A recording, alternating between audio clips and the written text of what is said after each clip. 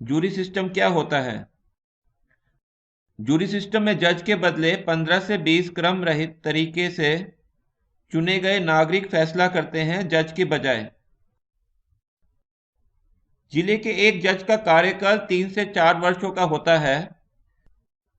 यह वकीलों और संगठित अपराधियों के लिए सौदा करने के उद्देश्य से जजों के संबंधियों से संपर्क कायम करने के लिए एक लंबा समय है। कई कोर्ट परिसरों में 2 या 2 से अधिक जज गठबंधन बना लेते हैं। जज ख के रिश्तेदार वकीलों का पक्ष लेता है और जज क के रिश्तेदार वकीलों का पक्ष लेता है। इसे ही हम परस्पर या आपसी भाई भतीजेवाद कहते हैं। जज सिस्टम में भाई भतीजेवाद या रिश्तेदारों के प्रति तरफदारी समाप्त करने के लिए किसी जज के रिश्तेदार को उस जज के कोर्ट में वकालत करने पर प्रतिबंध है। अब प्रमुख बुद्धिजीवी लोग जोर देते हैं कि हमें यह मान लेना चाहिए कि इस प्रतिबंध से हमारे कोर्ट में भाई भतीजेवाद की संभावना ही समाप्त हो जाती है। देखिए, इस प्रतिबंध से कोई अंतर नहीं पड़ता है। आज तक जितने भी नामी बुद्धिजीवियों से मैं मिला हूं, वे सभी कोर्ट में परस्पर या आपसी भाई भतीजेवाद की समस्या पर चर्चा करने तक का विरोध करते हैं। और आज तक जूरी सिस्टम ही कोर्ट में परस्पर या आपसी भाई भतीजेवाद का एकमात्र जाना हुआ समाधान है।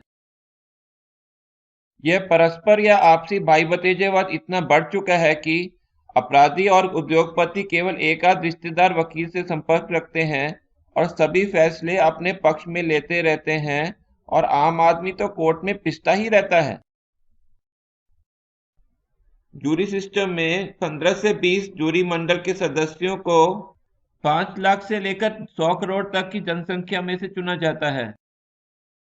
क्योंकि इन जूरी मंडल के सदस्यों के पास केवल एक ही मुकदमा होता है, इसलिए 99% मुकदमे केवल 5 से 15 दिनों में ही समाप्त हो जाते हैं।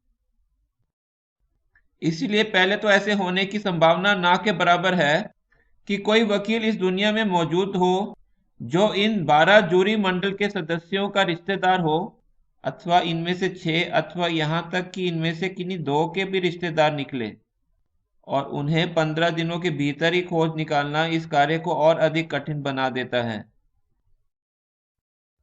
यदि सोचे तो परस्पर या आपसी भाई भतीजेवाद जूरी सिस्टम में असंभव है, क्योंकि इसके लिए जूरी क के 12 जूरी मंडल के सदस्यों और जूरी ख के 12 अन्य जूरी मंडल के सदस्यों को मिलीभगत बनाना होगा। मतलब जूरी क को जूरी ख के रिश्तेदार वकीलों का पक्ष लेना होगा और जूरी ख को उन वकीलों का पक्ष लेना होगा जिनके रिश्तेदार जूरी क में हैं। वकीलों के ऐसे जोड़े और जूरी सदस्यों के जोड़े ढूंढना और 5 से 15 दिनों के भीतर सौदा कर पाना गणित के हिसाब से असंभव है।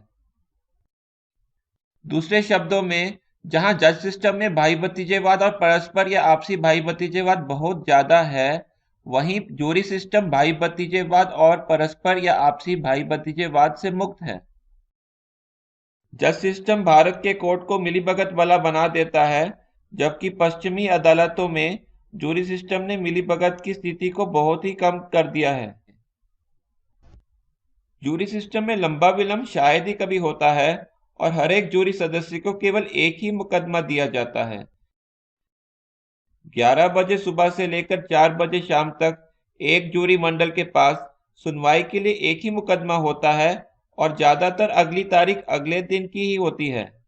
भारत के कोर्ट में बड़ी संख्या में मुकदमे कुछ ही लोगों अर्थात जजों द्वारा सुलझाए जाते हैं, इसलिए पेशेवर अपराधियों ने जजों के साथ मिली भगत बना ली है और वे आजादी से आपराधिक काम करते रहते हैं।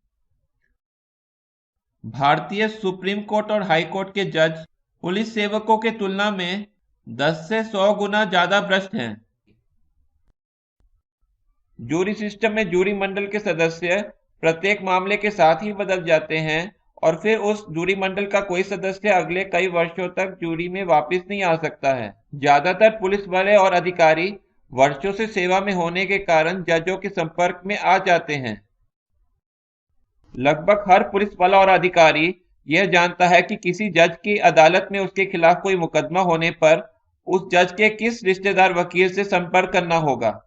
लेकिन जूरी सिस्टम में पुलिस वालों और अधिकारियों को उन जूरी मंडल के सदस्यों के खिलाफ लड़ना होता है जो भ्रष्ट पुलिस वालों और अधिकारियों से नाराज होते हैं, और उनका इन हजारों जूरी मंडल के सदस्यों के साथ कोई मिलीभगत भी नहीं होती।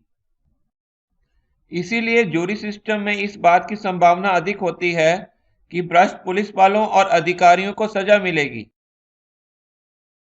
यही कारण है कि जूरी सिस्टम आने से पुलिस, राजस्व, शिक्षा, स्वास्थ्य आदि विभागों में भ्रष्टाचार कम हो जाता है।